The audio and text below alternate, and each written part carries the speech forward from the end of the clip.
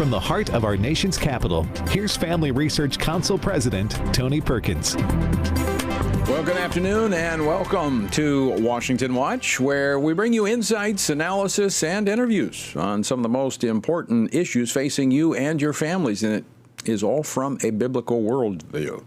So for the next hour, we're going to navigate the conflicts and the complexities of our nation's capital with clarity, integrity, and most of all, a relentless pursuit of truth.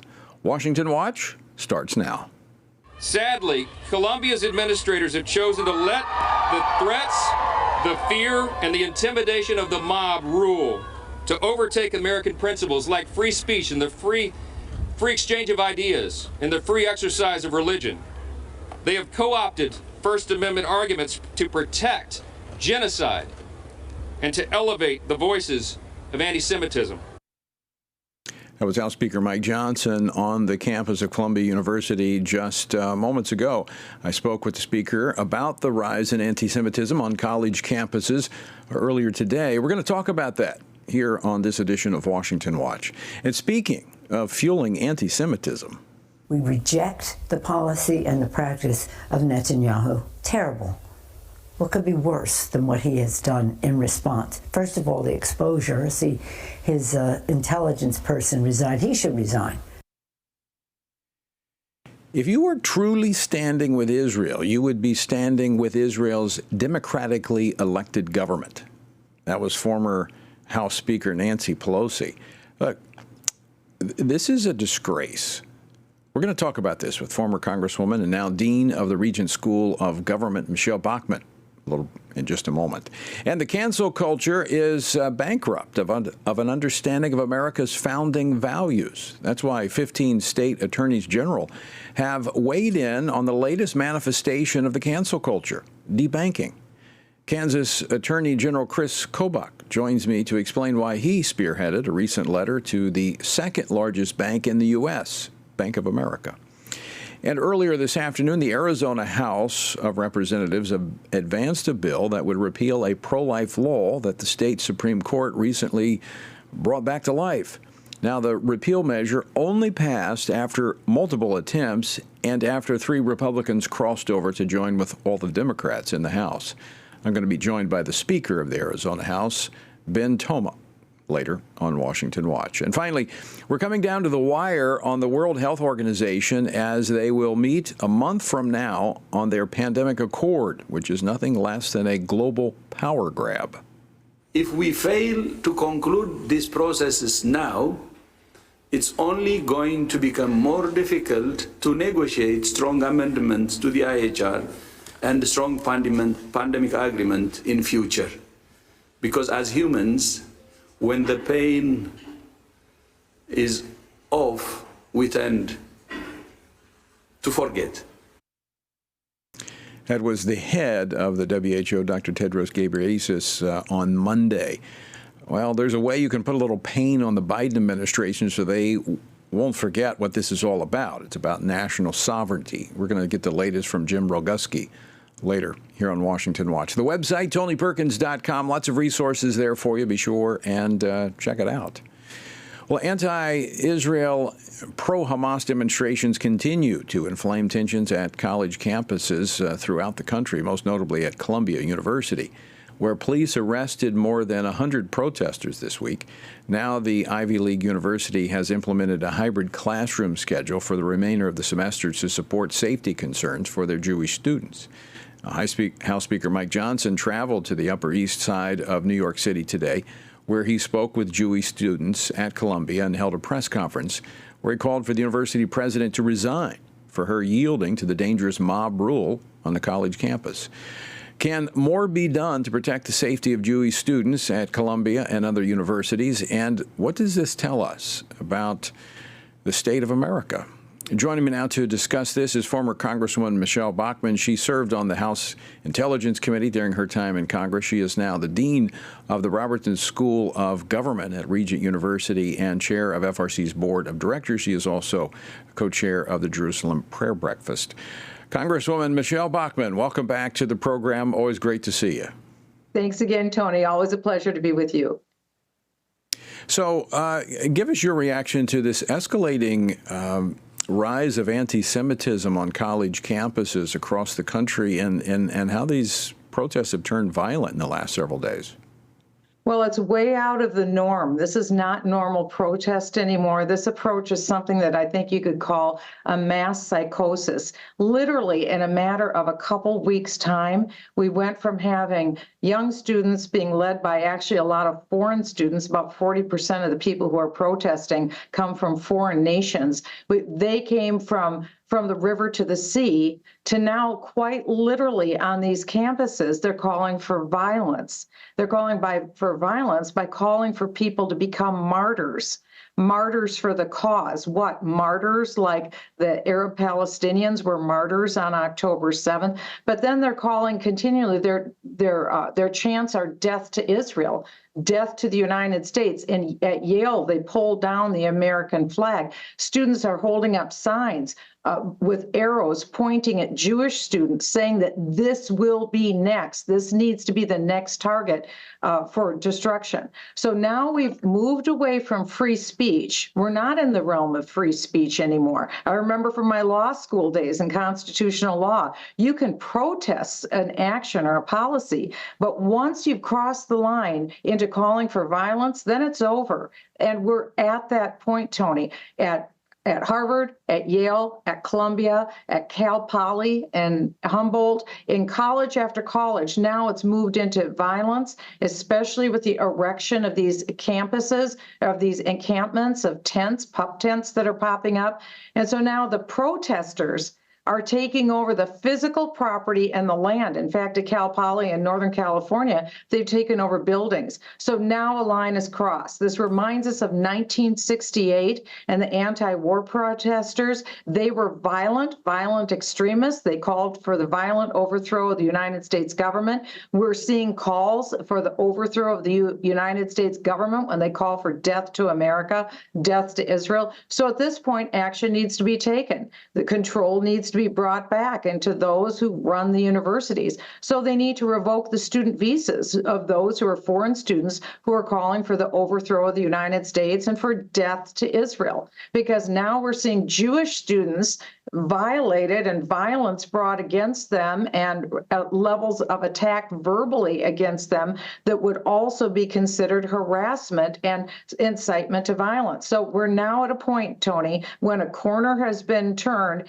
And so now I commend Speaker Johnson. I commend the Republicans who went to Columbia University. They rightly told the president of the school to gain control back of the school, and they heard nothing positive in response from the president. So they rightly called for her resignation. When you have our President Biden giving out billions of dollars against what the Supreme Court ruled to students who are calling for the death of the United States and the death to Israel, now things have to stop. We need to reset. And we're seeing that our nation is getting out of control, just like in Germany in the 1930s, when academics and students on the college campuses in Germany were calling for death to the Jews. Unbelievably, in America in 2024, we're hearing calls for death to Jews and death to America and our own country. And we're bailing these students out with billions of dollars of our money. This is absurd to the point of absurdity, and it has to end.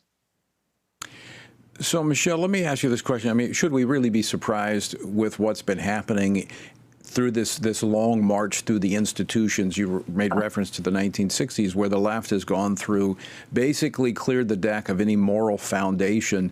And then I don't think you can see this apart from the spiritual forces that are at play here when we're talking about Israel and the Jewish people. So we've basically kicked God and an understanding of transcendent truth and morality out of our public institutions, and then comes, I would just say, a demonic presence through this anti-Semitism.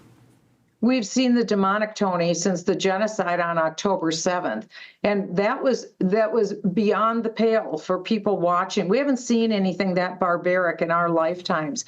And immediately within 24 hours, we saw the demonic narrative take hold, where those who were the murderous terrorists perpetrators calling for killing Jews and raping Jews and torturing Jews. We saw them proclaim, hey, we're the victim here. We're the victim. As a matter of fact, we own their land and they all need to die. I mean, this is in the level of bizarre. So then, you know, when you see the upside down, that is clearly demonic. There's like a witchcraft source to all of this. So yes, it's terrible. But again, I think you stated it rightly at the beginning of your remarks, Tony, when you stated that we've seen this through the long march through the institutions. And so what we're seeing on the campus lawn and the campus green, this is what's taught every day in college campuses. This is what the professors have been pushing. This is what the students have been taking in. So from their perspective, they consider themselves morally righteous because they're putting themselves out subject to arrest because that's what they were taught to be true by their fraudulent professors. So what the students have been taught across the United States of America explains why, in part, evangelical youth, in an article I read 2 days ago, it said that evangelical youth between the ages of 18 and 24 have dropped their support of Israel and the Jewish state by 50%. That didn't happen by accident. Their parents support Israel and love Israel and the Jewish people. What's happened is that the influence of TikTok, which there are 20 anti-Israel statements on TikTok for every pro-Israel statements. For 20 anti-Israel, there's one pro. They're getting it from TikTok, from the culture, from music, but also in the classroom. And that's where we have to have a distinct difference. Family Research Council is a distinct difference, putting forth a biblical worldview. The number one character in the Bible is God. The number two character is Israel. And the Bible teaches us unequivocally that the nations of the world need to bless Israel and the Jewish people and bless them and not curse them. And what we're seeing on American campuses is not only cursing Israel, but calling for the death of Jews and tragically, the death of America as well. There's about 30 seconds left, Michelle, but this week, I think fueling this as well, Nancy Pelosi, echoing the words of Chuck Schumer, gave an interview where she said Israeli Prime Minister Benjamin Netanyahu should resign. That would not be tolerated for an ally, calling upon an allied country in the middle of a war to resign. This is insane. It's insane because Nancy Pelosi, Tony, is a spokeswoman for the Democrat Party. And unfortunately, she's agreeing with the president, the vice president, the secretary of state, and the leadership of the Democrat Party. They've shown their true colors. Their true colors are that they are now anti-Israel. They've, quite frankly, pulled the Team Israel jersey off their backs, and they've instead put on Team Iran, because Team Iran is Hamas. Team Iran is Hezbollah and Palestinian Islamic Jihad. So that's Nancy Pelosi. She is part of the pro-Team Iran. Michelle Bachmann, always great to see you. Thanks for taking time to join us today. Thank you. And folks, this is a serious issue, spiritually speaking, politically speaking, from every angle. I want to encourage you to pray for and stand with Israel. We're doing a special event on May the 19th. To find out more, text the word Israel to 67742. That's Israel to 67742. All right, stick around. On the other side of the break, we're going to be joined by the Kansas Attorney General to talk about debanking.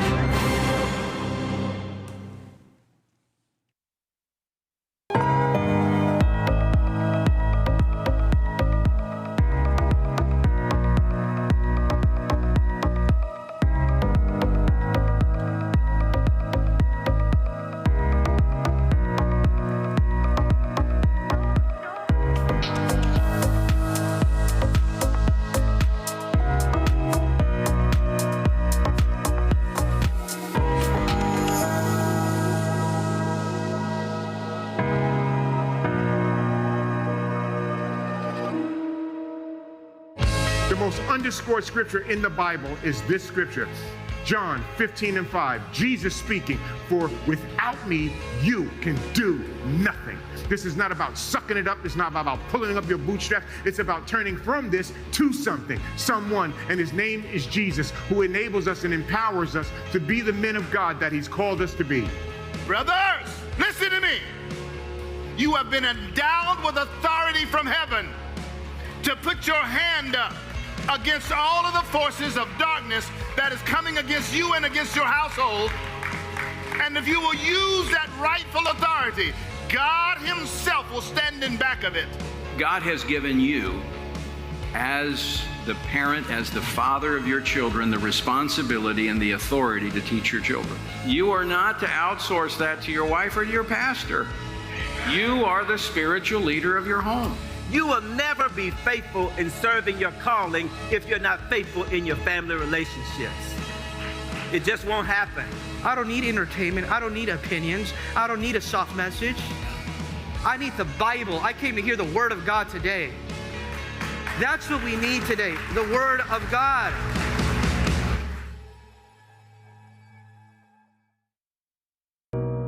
America was a bright light until the culture gave into darkness. But we won't. We're in a battle for the soul of our nation, between right and wrong, between truth and lies. At a time when the mainstream media is blocking Americans from truth, millions are searching for a source of trustworthy news that shines a light in the darkness. At this time of great need, FRC is lighting the way forward. For 40 years, Family Research Council and its partners have stood together to advance and defend biblical truth in government and culture. Between our flagship broadcast program, Washington Watch with Tony Perkins, to our news outlet, The Washington Stand, FRC is providing believers across the country with news they can trust from a biblical worldview. When you stand with FRC, you help light the way forward for America and the next generation. Go to frc.org/give.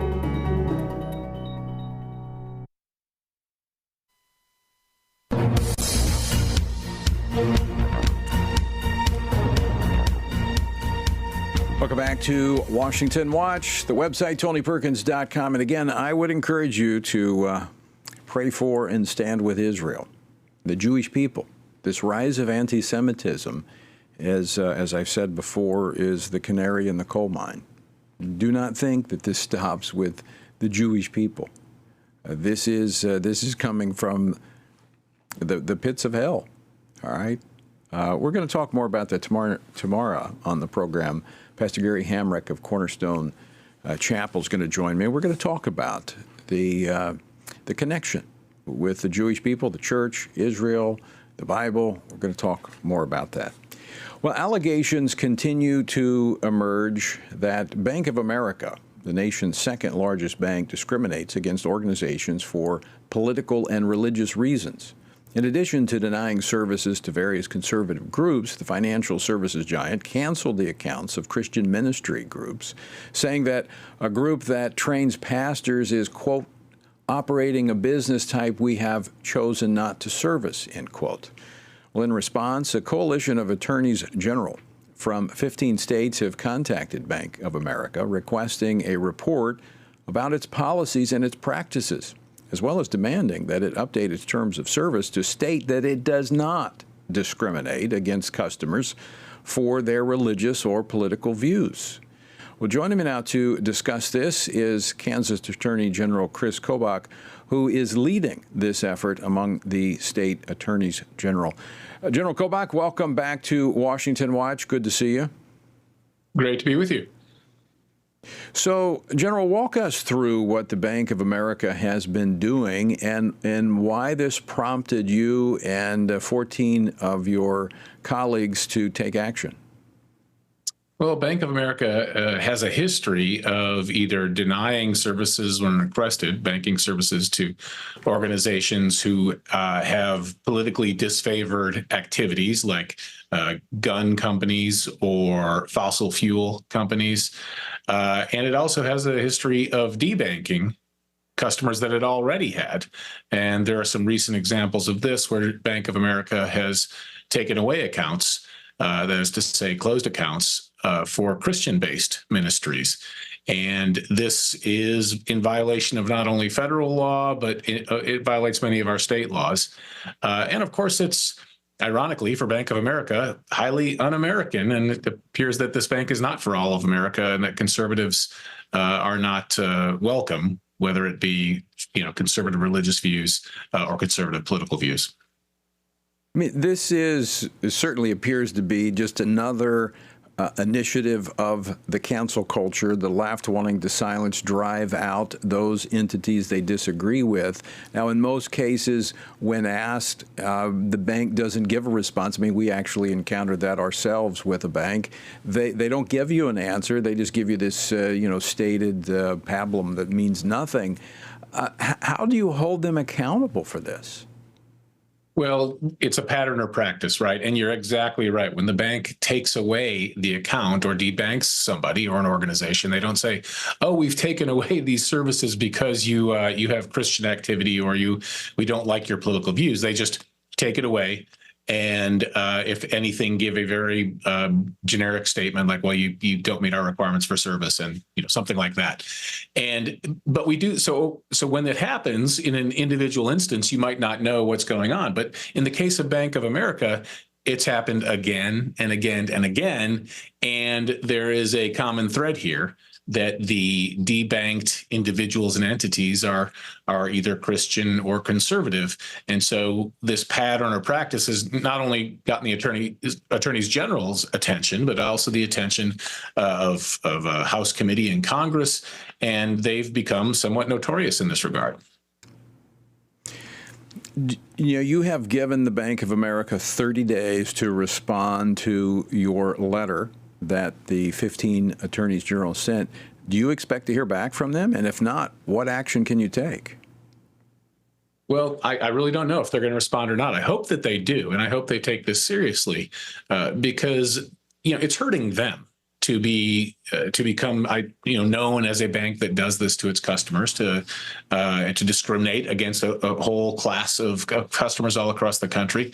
And it also would behoove them to respond, because if they don't, then the next step would be each of the states involved would look at Bank of America, look at the instances of debanking that occurred in their states, and then look at the state laws that apply. Each of us has a slightly different state Consumer Protection Act, but all of us have that.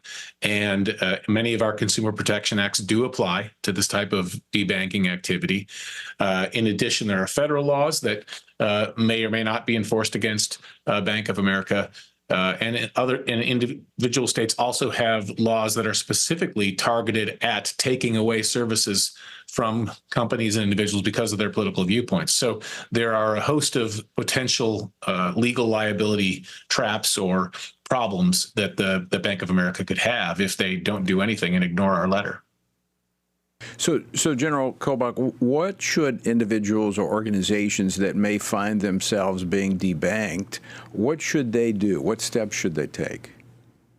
I would say first step is to ask the bank for an explanation. They probably won't get one, but they should ask. And then second step, contact the Attorney General of your state and let them know that this has happened to you, so that we can be aware of it. And that may, tip the balance, or that may be the catalyst for that state attorney general taking action against that bank. Attorney General Kobach, I want to thank you for taking the lead on this. This is a very, very important issue. It's just another manifestation of the cancel culture, but we've got to address these at every level. Grateful for your leadership there in Kansas and across the country in leading this. Well, thank you for covering the story.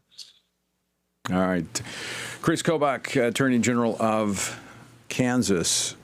Here's what we need to understand. This is about silencing people they disagree with, and it is absolutely wrong. Now, you can't be silent about this. I know at first when this started to happen, people were kind of embarrassed by it, but you need to speak out. And this, another important aspect here, is this underscores how important state elections are, how important it is. In fact, I would argue that the state elections in many ways are as important or maybe even more important than the federal elections. I mean, they're all important, okay? And who we elect as president is extremely important. But we see state attorneys general fighting each and every day against the Biden administration. It is so important. So pray, vote, stand. All right? Be sure you're voting. All right, don't go away. On the other side of the break, more Washington Watch. Right.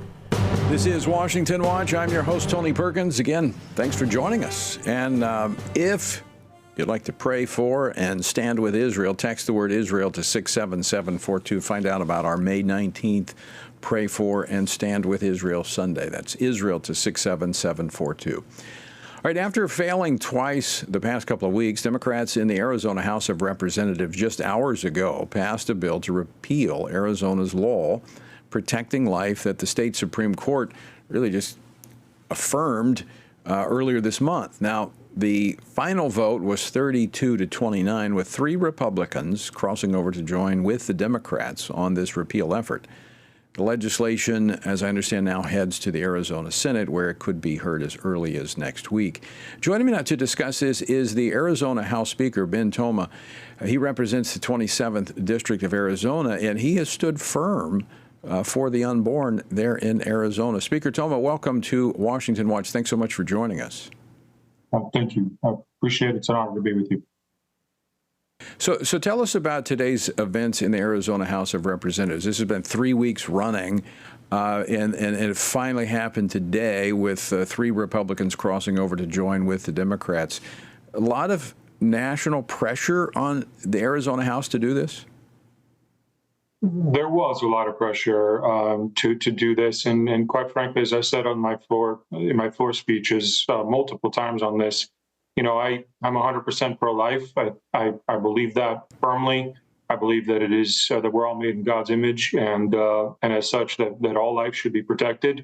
And so I did stand against what ended up happening today, and it's been now this is the third iteration of this. And finally, as you said, there were a couple of Republicans that sided with the Democrats on a procedural motion to force it to the floor. And then when the bill came up, it ended up being 3 Republicans that voted with the Democrats to repeal the original law, which they keep calling the territorial law, but really it was actually renewed and signed into law again in 1977, interestingly by a Democrat governor at that point. But what's really going on here in Arizona is we're trying to defeat a ballot initiative that effectively would allow abortion all the way through 9 months. I mean, technically, they say it's a 24-week abortion ban, but really there's so many exceptions, including the mental health of the mother, which is so broad you can drive a bus through it, and would allow god-awful things like a partial birth abortion, which is just unconscionable. And we as Republicans absolutely need to stand together and make sure that whatever else happens, that does not pass in November. So does the 15-week bill that was signed into law back in 2022, does that stay in effect, or is that repealed by this too? No, that's a great question. That bill would stay in effect. So at this point, the law of the land, once this passes, if it passes, I should say, at the Senate, through the Senate, then presumably the governor would sign it because the Democrats have been calling for it. And once session is over, our process is that 90 days after session is over, our laws become effective. Then what it would default to would be the 15-week abortion law, which is what was decided by the Supreme Court, or just a little over 2 weeks ago. So, Speaker, how do you make sure that the state stays pro-life this fall? We see this across the country, a lot of money being spent to confuse, to mislead on this issue. Are you concerned about that in Arizona? Of course, anybody that's concerned about life should be concerned about that here in Arizona. Again, what they're trying to do, the Planned Parenthood pushed initiative, is what they're calling a 24-week. But as I said before, it really would allow abortions in almost any circumstances, and including, I'm stressed out that there's a pregnancy, and so therefore they would allow that to allow that abortion to happen all the way through the 3rd trimester, and in theory all the way to a partial birth, which, as I said, is unconscionable. So I am concerned about that. Look, the truth of the matter is, after what's happened here and what is, let's assume for a moment, happens in the Senate, then the law of the land will be 15 weeks. And so we as Republicans need to get unified on this issue, and not just Republicans, anyone that's pro-life. And there are I know there are Democrats that are pro-life, or at least in theory there are, and I know a lot of independents here in Arizona are pro-life, and say, look, enough is enough. That their abortion initiative goes way too far. It prevents and it does things like, for example, parents don't have a right to know that their underage children are getting an abortion, which is just, again, wrong on all kinds of levels. And so we need to stop that from happening. We need to put our disagreements behind us on what is reasonable and what isn't. We can all agree that what they're trying to do is unreasonable and immoral, and so therefore it needs to be stopped. And would this, last question for you, Speaker Toma, would this take it out of the hands of the legislature to be able to deal with this in the future?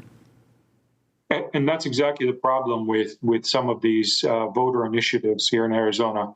Unfortunately, anything that's passed by the voters is protected, and it would require a 3/4 majority of the legislature to change it. And not only that, but it would also require it to further the cause. So in theory, if and when that were to pass, there's no way to undo it. And so that's another reason why we cannot allow that to happen. And even some of the prescriptions, for example, to get an abortion, and under their law, it's not even it doesn't even have to be a medical doctor that does it. It could be something as ridiculous as a dentist or a chiropractor, which again is another reason why the Democrats have been very clear about this. They want abortion on demand without restrictions, and we cannot allow that to happen. Speaker Toma, I want to thank you, commend you for standing firm for life, and we're going to continue to track this, and we'll be helping as much as we can in Arizona. All right, folks, stick with us. We're coming back with more Washington Watch as we take a look at the WHO on the other side of the break.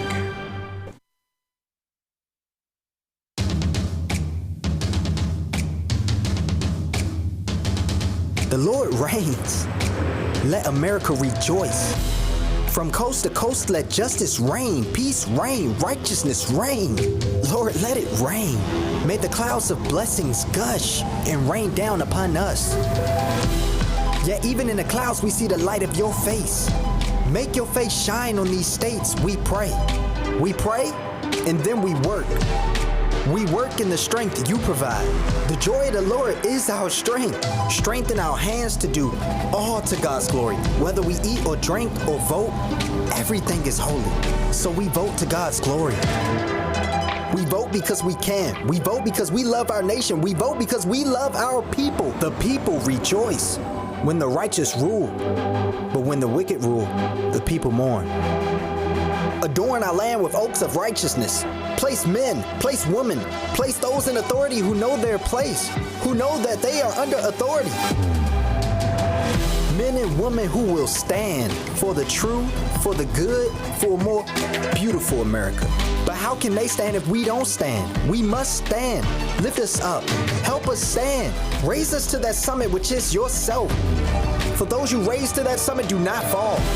You are able to keep us from falling. Until that day when we do fall before your throne, where our King reigns now. Now, let us rejoice and pray, vote, stand. Amen.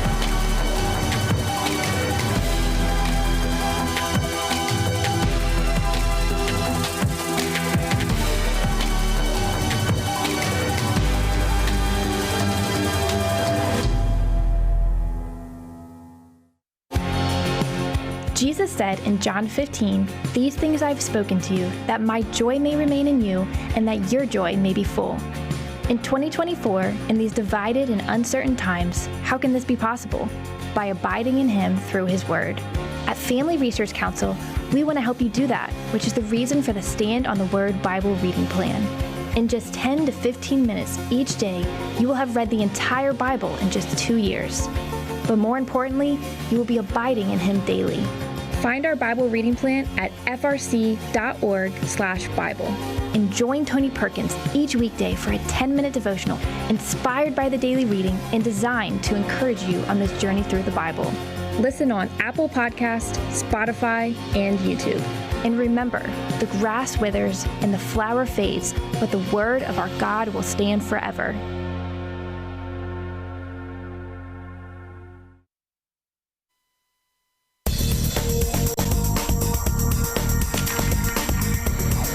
Welcome back to Washington Watch again to pray for and stand with Israel. To connect with thousands of others across the country, text the word Israel to 67742. May the 19th, mark your calendar, is Pray for and Stand with Israel Sunday. Churches, we're encouraging you to participate. Again, you can find out more information, pastors, how your church can be a part of this. Text Israel to 67742.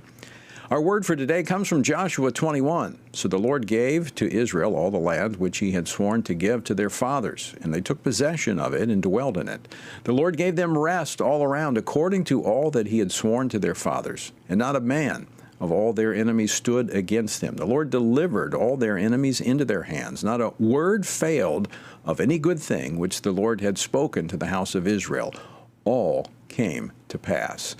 God did what he said he would do. You know what? You can count on the word of God. It will never fail. Now, if only Israel had continued in that posture of faith and obedience, this would have been their story from generation to generation. Likewise, if we'll continue in faith and obedience, we'll see God fulfill his promises because he is a promise keeper. To find out more about our journey through the Bible, text Bible to 67742. All right, alert here. I want you to be prepared. We're going to have some action items for you as we move into our final topic for today, because we're continuing to track the World Health Organization's attempt at a global power grab. And the efforts underway to do this through two different tracks. Now, right now, this week, even as we speak, the 8th meeting of the Working Group on Amendments to the International Health Regulations is taking place in Geneva, Switzerland. This is the final working group meeting before the 77th World Health Assembly next month. Now, with the World Health Assembly rapidly approaching and the Biden administration seemingly full speed ahead, embracing this global treaty, what can we do? What are the concerns? And what can we do? Joining me now to discuss this is Jim Roguski. He is a researcher and author who is now doing everything possible to expose the WHO's hidden agenda. Jim, welcome back to Washington Watch. Thank you very much for having me. I appreciate the opportunity. And by the way, happy birthday. I understand today is your birthday. It is. I'm 64 today, so thanks for having me. All right. Well, I hope when you blow out those candles, your wish is that WHO will go away. Well, those are my wishes and my prayers. And, you know, the good news is that they are having a difficult time. And in many ways, that's very simple and obvious. They missed their deadline, January 27th, which was required under Article 55 of the regulations to propose a final package of targeted amendments in alignment with that, which said they had to do so 4 months before the meeting, which begins on May 27th. Well, you know, they don't seem to think that rules apply to them. Back in 2022, they pretended to adopt amendments to 5 articles, but they never bothered to vote. And those articles, according to their latest documents, are supposedly entering into force on May 31st, 2024. It's astonishing to me that the world is just ignoring that, because that really should be a scandal that would bring down Tedros and shine, you know, a light of shame on the WHO. They literally claimed to adopt amendments without ever having conducted a vote. So let's. I want to get to the substance, but I want to continue this focus because this could be the undoing. How do we make that happen?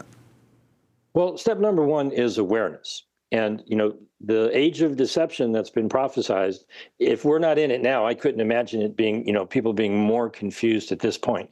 So what has happened over the last couple of weeks and months is I've come across documents that were leaked and have presented information about, you know, what is going on with these negotiations. But in the last week, the official versions for the amendments and the official version for the quote unquote treaty have actually been published by the WHO. And so people are now, you know, finally starting to pay attention to information that, quite frankly, is old news. And it's distracting people away from what is in the documents. Now, let me explain, because that might sound confusing. there were a lot of egregiously ridiculous things that go back a year and a half that the nations had proposed. And I will add to, mis, dis, and malinformation. One of the dangers we face is old information. So now that we have new information, what is in these documents for the amendments is not the things that people thought were in them a year and a half ago. Those have been gone for quite some time. So just so our listeners and viewers understand, this has been a moving target. They've been changing this thing and amending it. I mean, it seems like they meet all the time. So this thing has been, every time you think you're catching on to something, they kind of change it to shift it up. I think the process itself is designed to deceive. And what is currently in the amendments that I feel is very concerning centers around the existing Article 31, which is about international travel. Now, that's what the IHR has really always been about. A lot of people have misrepresented what's going on. The local issues that you might be concerned about, the mask mandates, the vaccine mandates, employers requiring things, all these various things, those are local issues that people have to deal with locally. The amendments want to strengthen the ability of nations to, in their words, compel international travelers when you're traveling legitimately, not crossing a border when you're not supposed to. But if you want to seek to travel and go to another country, the agreement amongst all of the nations enables them to compel international travelers who are outside their country to go through mandated medical exams, prophylaxis or prevention, and vaccines, in addition to isolation and quarantine. And the language that they want to add is that the isolation and quarantine can be as appropriate. Well, this really begs the question, Tony. This is the core question of all of this. Who has the authority, under what set of criteria, to determine that a person is a harm, potential harm to other people when the tests are inaccurate and the jabs don't work? The concept behind these negotiations is that, pandemics would be prevented if every nation could have enough investment capital to, build laboratories and manufacturing plants to make more drugs and jabs and tests. And that core fundamental flaw in their thinking is not based on health. It's based on a transfer of wealth so that they can scaremonger more people and force the people in relatively poor nations that didn't get as many jabs the first time around to manufacture their own so that they can profit from this by scaring people and jabbing the people that they missed the first time around. Well, so, and Jim, we know that those don't work. As you said, it's a flawed theory, and it was flawed in practice. But there's an underlying issue here as well for those who would say, well, you know what, I don't travel internationally, so, it's not going to bother me. I'm going to stay right here. This, at its heart, is torpedoing national sovereignty, is it not? Well, the national sovereignty has been a red herring for quite some time. The confusion between the expression of national sovereignty in the fact that nations claim that the pathogens that they identify belong to their nation, and they want to be paid when they hand over the genetic sequence. It's a battle between small oligarchs in poor nations who are trying to extract a pound of flesh from the pharmaceutical companies who made billions of dollars out of that national sovereign resource. That what we're dealing with here is countries like the United States, the European Union, standing in defense of the profits made by big pharma through, defending their right to, not be forthcoming and transparent, not suffer any liability for the harms that their products cause, battling not good versus evil, but evil versus evil, where the up-and-coming young oligarchs in smaller nations, they want a piece of that pie. No one is standing up for the people saying, wait a minute, you're trying to get wealthy nations to put a lot of money into building out the pharmaceutical hospital emergency industrial complex in poor nations, not to give that money or support to poor people in poor nations, but to give it to wealthy people in poor nations so that they can jab them the next time around. So in many ways, this is a big scam. Oh, and the PSYOP that's happening right now is twofold. I'll try to rattle them off very quickly. I know time is limited.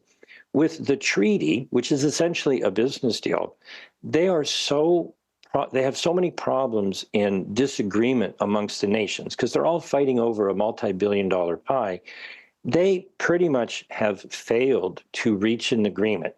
Now, even worse than Nancy Pelosi, who said, oh, well, just vote for it and you can read it later, they're going one better. They're saying, look, we haven't finished the document. Vote for it anyways on May 28th. That's when it's on their schedule. And they're opening it up for signatures for nations to become a party to it.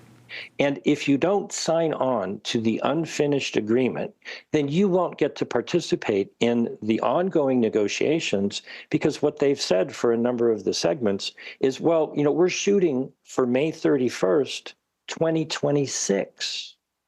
They want nations to sign on to an unfinished document and then continue to move along with negotiations. If you don't sign on, you're out of the deal and you don't get to have a piece of the pie. And so it's like any other sales technique, on Black Friday. The sale ends on May 28th. You better sign up now. Sounds like a timeshare. But exactly. when you end up having what it's going to cost you is it's going to cost you a lot. So how do we stop this? It's, as you said, it's not completed. They're pushing it. They want to get it done. They want to lock the nations into this. The Biden administration appears to be fully on board. How can this, at this point, do you see a way that it could be derailed? Well, I have every faith that it will be. And, prayer is certainly a piece of that puzzle. By all means, pray for the outcome that you desire, which is for these negotiations to fall apart and for a vote never to even happen. Now, the U.S. government, the Department of Health and Human Services, has a listening session scheduled for Thursday, May 2nd. Any of your listeners can go to my website. The latest article on jamesrogusky.substack.com is you can sign up, you can send an RSVP email, and the information is all on that article, to get a speaking slot next Tuesday, or you can send in a written comment to the Office of Global Affairs. Now, the way the WHO and, quite frankly, the world operates is your silence is viewed as consent. So this listening session, we had one back on April 11th, and you can view what people had to say. And I would encourage everyone to watch the last speaker on that video. He did a fantastic job of bringing in, the spiritual nature of this war that we are in. But everyone has the opportunity to speak your mind. It's like a wedding when they say, anyone who objects to this matrimony, speak now or forever hold your peace. We're being deceived by a little bit of good news, and that good news is legitimate, even if it's old news that people are just now awakening to. But don't let that get you to where you're complacent. Now is the moment to work even harder. You're in the battle of your life to crush this attempt to change how the world views what we're supposed to honor, which is our sacred right to be in control of our own body, make our own health decisions. And, just because someone has a test or they want paperwork that says you've been injected with some substance, and if you don't meet those requirements, you are suddenly, dangerous to your fellow man or woman. What they are failing to do, and this is the question of, our time, who in the world has the authority to tell any other man or woman that they are a danger, and it's appropriate for some authority to lock them up or force them to do something to their body? That is the question. Well, who wants that authority? Exactly. And, it's not a question, that's a statement, exactly. Right.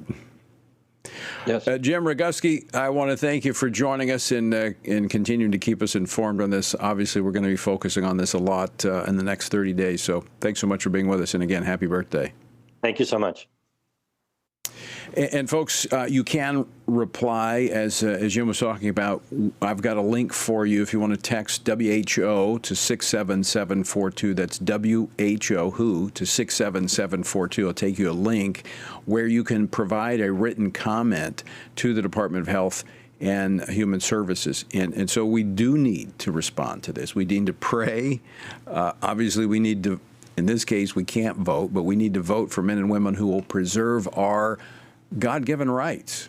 Now, I don't have time to go into it today, but I do believe this is a precursor to what we're going to see with these efforts for global governance. And this is the way they do it. As Jim was talking about, scaring people to give up their freedoms and to bring about this global governance to somehow keep you safe and healthy. I can tell you the latter will not happen, but they will exercise power over you. Again, text WHO to 67742. All right, folks, we're out of time for today. Thanks so much for joining us. And until next time, I leave you once again with the encouraging words of the Apostle Paul found in Ephesians 6, where he says, when you've done everything you can do, when you've prayed, when you've prepared, and when you've taken your stand, by all means, keep standing. Washington Watch with Tony Perkins is brought to you by Family Research Council and is entirely listener-supported. Portions of the show discussing candidates are brought to you by Family Research Council Action. For more information on anything you've heard today, or to find out how you can partner with us in our ongoing efforts to promote faith, family, and freedom, visit TonyPerkins.com. Also, to leave a comment about Washington Watch, call our watch line at 1-866-372-7234. That's 1-866-372-7234.